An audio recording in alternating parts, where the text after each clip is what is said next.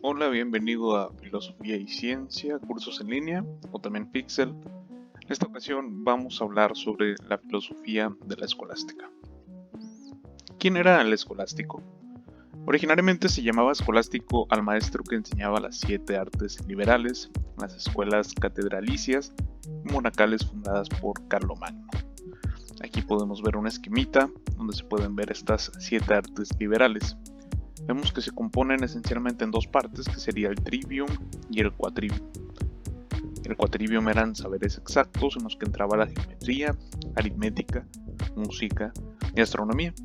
Por su parte, el trivium estaba compuesto por gramática, dialéctica, retórica, y esto conformaba gran parte de la enseñanza de lo que sería las escuelas de la Edad Media, sobre todo en el periodo escolástico. Algunas características de la escolástica. En primera instancia tenemos la unión de la ciencia y la fe, la convicción de la existencia de Dios y del régimen divino del mundo era tan universal en esta época. Cristianos, árabes y judíos estaban convencidos de esta afirmación. Los más grandes filósofos de este periodo fueron teólogos y los más grandes teólogos fueron filósofos. De ahí resulta la gran unidad o uniformidad que tiene este periodo escolástico. Otra característica de este periodo escolástico es la autoridad de Aristóteles.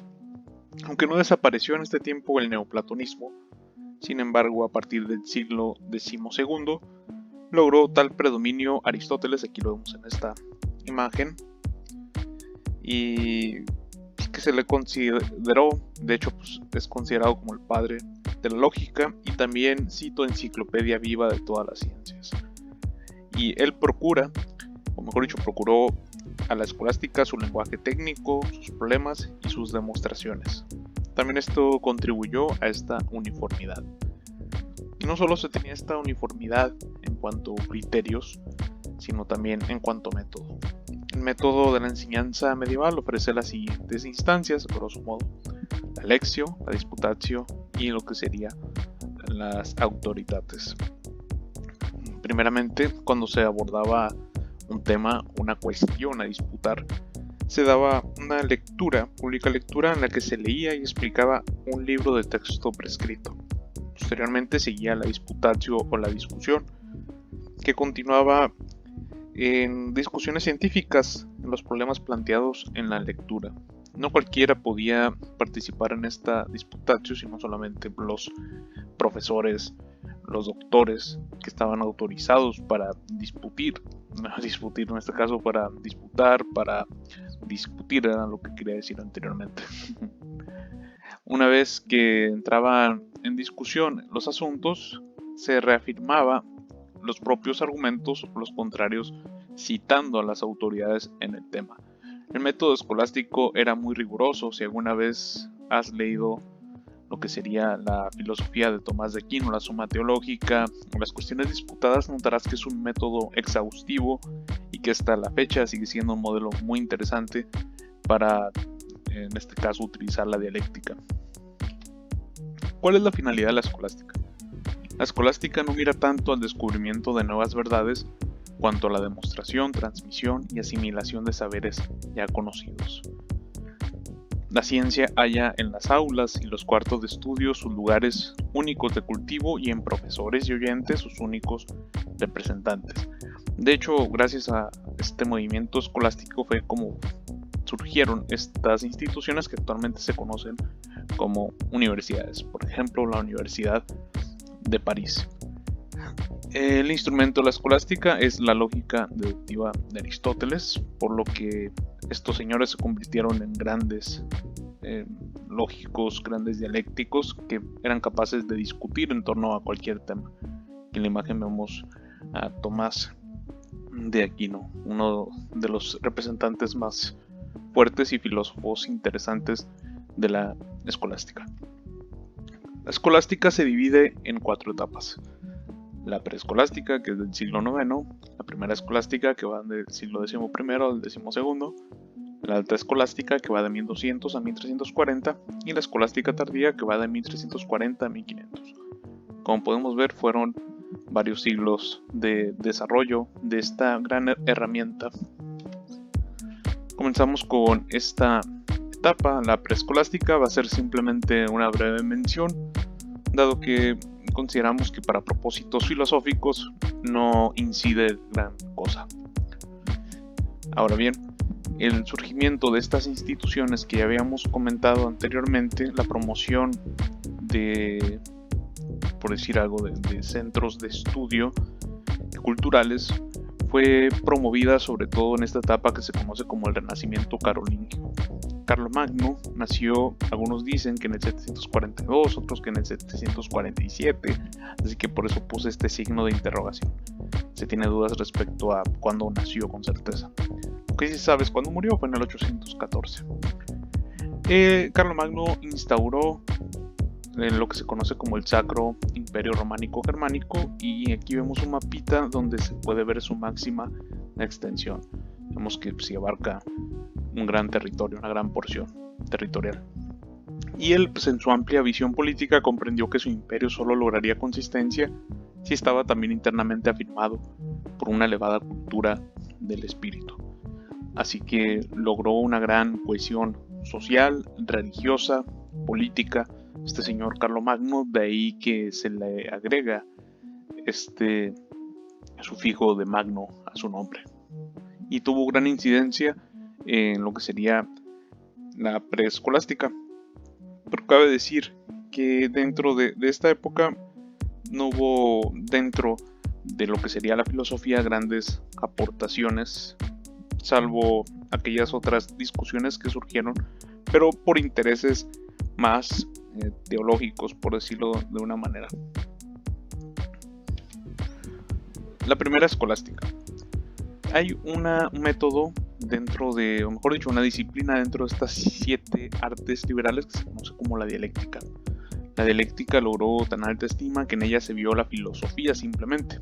Dialéctica es un método que ya había sido atisbado, que ya se vislumbraba en Heráclito de Éfeso, y que en cierta forma fue consumado por Platón dentro de lo que sería sus diálogos. Después Hegel va a retomar este método de la dialéctica para explicar en este caso su teoría metafísica, también epistemológica de la realidad. Para Hegel, recuerden que la dialéctica la podemos conocer como una contraposición entre la tesis, antítesis, que produce finalmente una síntesis.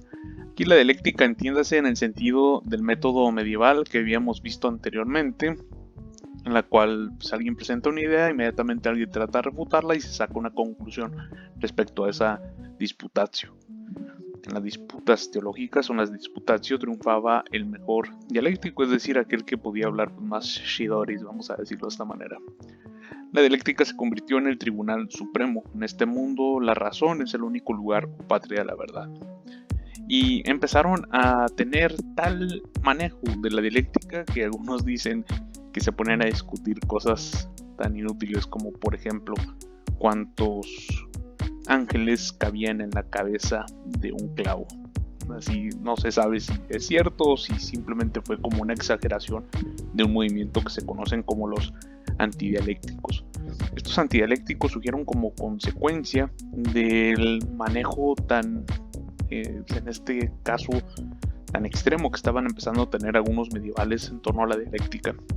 Eran bastante racionales y trataban de aplicar el método lógico para la demostración de dogmas teológicos. Así que empezaron a surgir los antidialécticos en el seno de la iglesia y empezaron a decirles a estos otros que también eran parte de la iglesia, pues que le bajaran 3 rayitas al uso de la razón, que como pretendían abarcar en este caso los misterios revelados con la pura dialéctica. Por lo que empezó a surgir una corriente antifilosófica que permeó gran parte de los sectores de la Edad Media, tal grado que hubo un antidialéctico, Pedro de Mene, quien miraba la filosofía como invención del diablo. Sin embargo, no todos los medievales creían esto, había medievales quienes promovían la lectura de Platón y de Aristóteles. Sin embargo, pues como en todo en la vida, la la sociedad tiende a polarizarse, es parte de la naturaleza humana. Otro problema dentro de la escolástica es la disputa sobre los universales. A lo largo de la historia de la filosofía han habido diversos intentos por aproximarse a estos universales. Para Platón surge esta pregunta: ¿son las ideas o son las cosas particulares el verdadero ser? Si has leído la filosofía de Platón, verás que para Platón él se inclina más por esta pregunta, por esta respuesta. Para Platón las ideas que están en este mundo de las ideas son el verdadero ser. Porfirio, no sé si conoces algo que se conoce como el árbol de Porfirio, si no, pues te invito a que busques para que entiendas un poco más esta pregunta. Para Porfirio, él se hace la siguiente pregunta: ¿son los géneros y especies cosas reales o solo estructuras mentales de nuestro espíritu? Si son cosas reales, ¿son cuerpos o espíritus? Si cuerpos o espíritus existen en las cosas particulares o separados de las mismas. Así que son preguntas bastante interesantes y que en cierta forma guiaron a que Severino Boecio realizara la siguiente pregunta: ¿son las categorías de Aristóteles una ciencia de palabras o de cosas? Estas concepciones o esta disputa, bueno, aquí todavía no es disputa, pero trajeron consigo lo que se conoce como la disputa sobre los universales. Trajo consigo dos posturas que la escolástica tomó. ¿Son los géneros y especies, universalia, solo nombres, nómina, o son cosas, res? De ahí pues que surgen las dos corrientes dentro de este problema que se conoce como el nominalismo, nominalistas, y el realismo, realistas. Para los nominalistas solo existen cosas particulares. Cito: no hay color sino solo cosas coloradas, no hay sabiduría sino solo hombres sabios. Lo único común a las cosas pues es la palabra empleada. Así pues, para ellos los géneros y especies, las universalia, son nombres. De ahí que surge esta corriente.